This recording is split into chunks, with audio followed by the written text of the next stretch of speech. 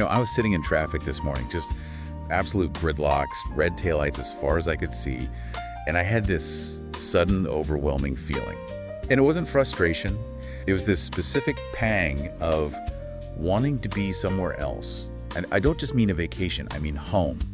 It's that feeling you get when you've been on a long work trip, or you've just had one of those days where you feel like you had to wear a mask. Perform for everyone. And you just want that exhale. You want to drop your keys on the counter, let your shoulders drop, and just say, okay, I'm safe, I'm back, I belong here. It's less about the building and more about a state of being. Exactly. It's a state of being.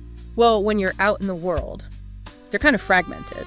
But when you are home, in that sense you're describing, you feel whole again. Yes, that's it. And that feeling, that sort of North Star of belonging, that's what we were unpacking today. I'm excited for this one. We're looking at a really unique piece. It's an artwork paired with a poem titled Homeward Bound. And it's by the artist, author, and philosopher Kim S. MacKenzie from her book Homage to the Stars by Day and by Night.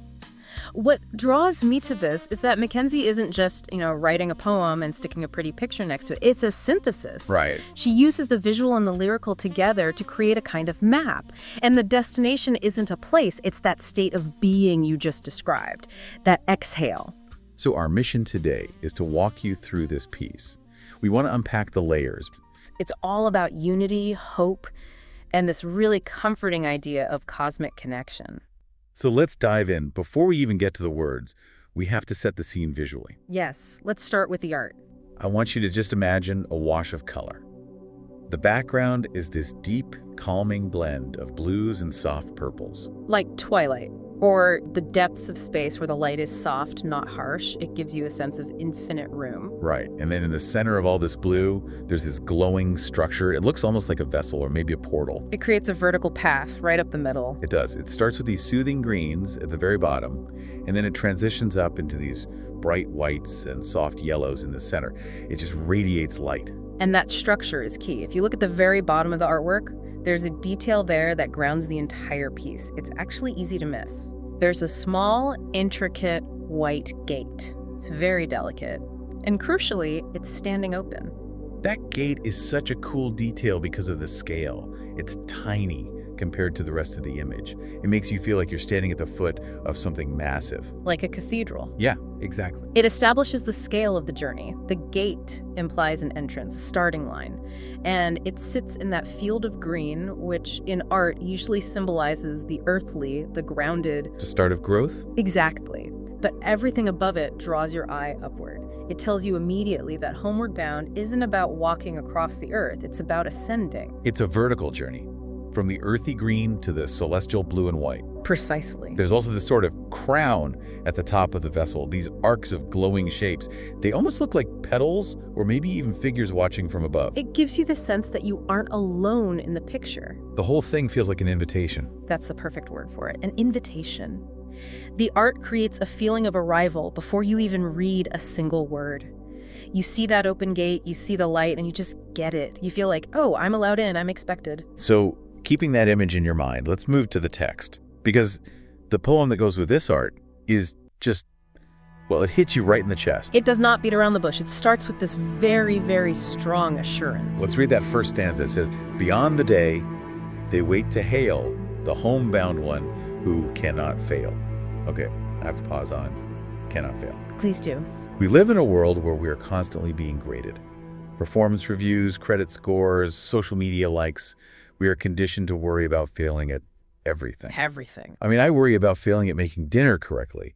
And here, right out of the gate, she says you cannot fail at your life's ultimate journey. It shifts the paradigm completely, doesn't it? We think of spiritual growth as a test you have to pass. You mess up, you get an F. But this frames the journey as a destiny, not a test. The phrase cannot fail implies the destination is guaranteed. The outcome isn't in jeopardy. That is a massive weight off the shoulders. It means you can mess up the route, you can take a wrong turn, but you can't actually miss the destination. And what about that opening phrase, beyond the day? Beyond the day suggests a realm outside of linear time, outside the daily grind. It's a different kind of time. The Greeks had two words for it. Chronos, the ticking clock that stresses us out, and kairos, which is like the opportune moment. time out of time. So this homecoming is happening in that Kairos space. Exactly. Then we have the welcoming committee. The line says, they wait to hail. Who do you think they are? The poem leaves it open, which is its power. It could be ancestors, guides, maybe a collective consciousness. But the action wait to hail is so significant. To hail someone is to greet them with enthusiasm, to acclaim them. Like a returning hero. Precisely. They aren't just waiting for you. They are excited to see you. It's like the airport arrival hall, but cosmic. No one's checking your bags. They're just holding up signs with your name on them. Yes, it's pure reception. So moving to the next stanza, things get a little mysterious. It reads, Ea, they say, but unto who? Will it be me? Will it be you? That word, Ea, it just stops you in your tracks. Yeah, I had to look that one up. How are you reading that? Ea is Hebrew.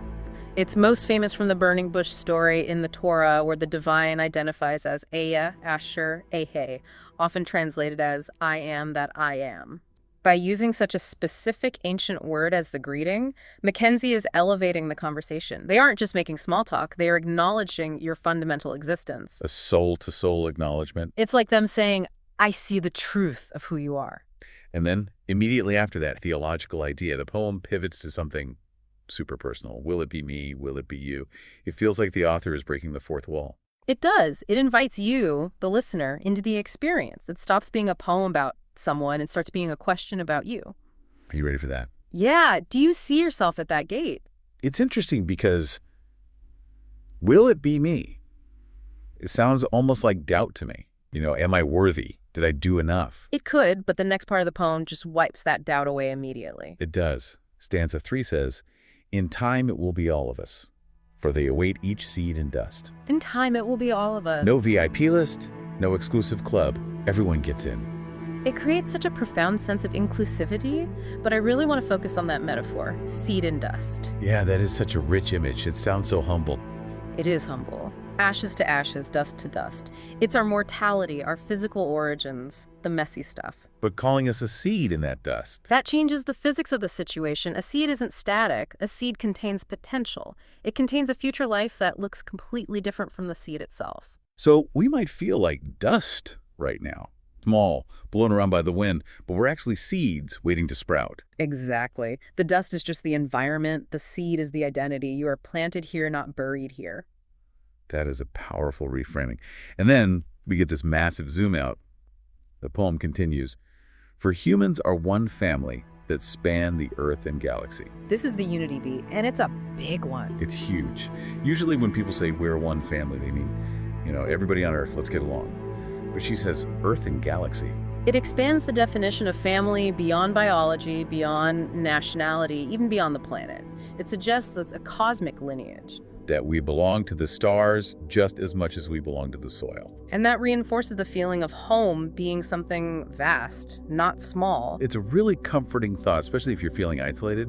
But even if we are galactic seeds, life on Earth can feel pretty slow and heavy. It's easy to feel like stardust when you're looking at art, but a lot harder when you're just dealing with the daily grind. It certainly can. And the poem acknowledges that. It doesn't bypass the struggle at all. No, it doesn't. Let's look at stanza 5, where elders, seniors, young ones too, may still be making their way through slow currents of the earthly veins, yet to discover their soul planes. Slow currents of the earthly veins. I mean, what a visceral description of physical life. Slow currents. It's traffic jams, it's waiting for test results. It's that feeling when you want to move forward, but the atmosphere just feels thick. Like you're walking underwater? Yes.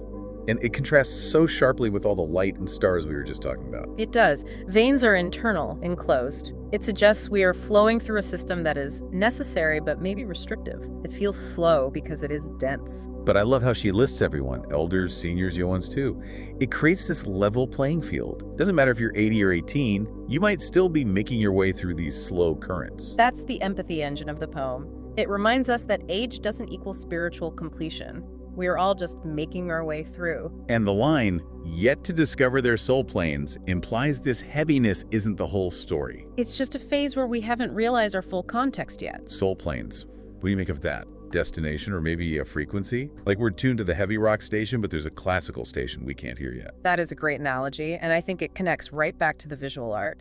The earthly veins are the green at the bottom. The soul planes are the blue and white at the top. So the poem is saying a lot of us are still down in the green, trudging along, not realizing what's waiting. Exactly. But then something happens. The poem shifts gears. It does. It goes from slow currents to something much faster. This is the activation point. Stanza 6 and 7. And when they do the home bells chime, that activates the higher mind, and then the stars come forth for the accelerating frequency. You can just feel the pace pick up here. We've gone from the drag of slow currents to the energy of accelerating frequency. And home bells chime. We've moved from a visual to an auditory cue. That connects back to the hail from the beginning. It's a celebration. But notice what the celebration does. It activates the higher mind. So it's not just about going to a place. It's about a change in consciousness. It's about unlocking a part of yourself that was dormant, the seed finally cracking open. And the stars come forth for thee. That line gave me goosebumps. It's so personal again. It's not just that the stars are there. They are coming forth for you. It implies a responsive universe. We often think of the universe as cold and indifferent, but here, when you activate, the universe responds. And that phrase, accelerating frequency. Well, think about physics. Everything is vibration. Solids are just slow vibration. Light is fast vibration. And a lot of metaphysical thought, higher states of being are associated with a higher, faster frequency. So leaving the slow currents literally means speeding up your vibration. That brings about the light upgrade. From Earth to star, of which we're made. This is the synthesis, the light upgrade. It sounds a bit like a software update for your soul. In a way, yes, but it's an update that restores you to your factory settings. And our factory settings are stardust. Exactly. From Earth to star, of which we're made, we are made of star stuff. It is, but MacKenzie is taking that scientific fact and making it a spiritual promise. It completes the circle. We started as a seed in dust earth. We end as starlight. The poem suggests our journey through the slow currents is actually a transformation process. We aren't escaping Earth. We are transmuting our experience of it. And looking back at the artwork with that in mind, that central vessel, that shaft of light, it looks like a mechanism for that upgrade. It does. Like you walk in the gate as dust and you rise up as light. That's the power of combining the art with the text. The image gives you the how, the vertical ascent, the glowing path, and the text gives you the why, to rejoin the family, to remember who you are. So when we step back and look at Homeward Bound as a whole, what's the big takeaway for our listeners who might be stuck in those slow currents right now? I think the core message is assurance. The poem starts by telling you that you cannot fail. It ends by reminding you what you're made of. The middle part, the struggle, the slowness, it's all framed as temporary. It's just the corridor you're walking through. Exactly. And the destination isn't a question mark, it's a homecoming. The art shows the gate is already open. The poem says they are already waiting. You don't have to earn the right to go home. You just have to keep walking. That's it. I love that. You know, sometimes we feel like we have to pick the lock or find the key or break the door down. We think we have to prove our worth to get in. But MacKenzie is saying, no, look closer. It's unlatched. It's waiting. And that waiting is active. It's a joyful anticipation. So, to our listener, I want you to picture that artwork again. The soft blues, the bright light, that little gate at the bottom. Remember that phrase, humans are one family that span the Earth and galaxy. It's a perspective shifter. When you're stuck in traffic or dealing with a difficult conflict or just feeling heavy, zoom out. Remember the galaxy part of your family. It really does change the vibe of the day. It's hard to stay annoyed at the slow currents when you know they're just leading you to the stars. It makes the journey bearable and even meaningful. It turns the slog into a pilgrimage. From slog to pilgrimage. I like that. We need these reminders of the bigger picture to keep the smaller picture in focus. We really do. Huge thanks to Kim S. MacKenzie for this work, Homeward Bound, and for giving us this roadmap to explore. Indeed. It's a beautiful contribution. And for you listening, here is something I want you to carry with you today. We talked a lot about the assurance in the poem, the idea that you cannot fail. So here's the question. If you truly believed, like deep down in your bones, that your journey home is guaranteed, that the gate is already open, and that you are part of a family that spans the galaxy, how would that change the way you view the slow currents of your difficult days right now? That's the real work, living like the gate is open. Would you rush less? would you worry less? Just something to think about as you go back to your day. Thanks for diving in with us. We'll see you next time. Goodbye, everyone.